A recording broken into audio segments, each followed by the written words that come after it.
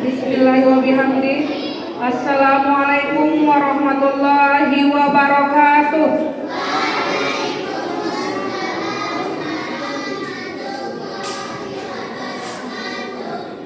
Kami dari tim tari SD Negeri 3 Pancor akan menampilkan tari Beriuk Betulung.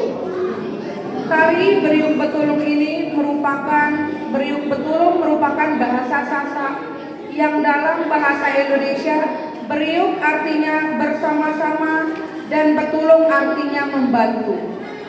Jadi beriuk betulung artinya bersama-sama saling membantu atau biasa disebut gotong royong. Tari Beriuk Betulung menceritakan tentang para gadis yang saling membantu dalam membersihkan lingkungan sekitar dari sampah-sampah yang berserakan.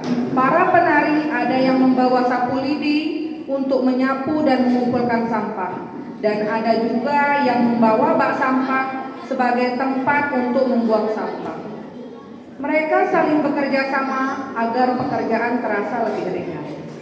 Tari Beriuk Betulung atau gotong royong memiliki makna yang dalam tentang pentingnya kerjasama, toleransi, dan saling membantu dalam kehidupan.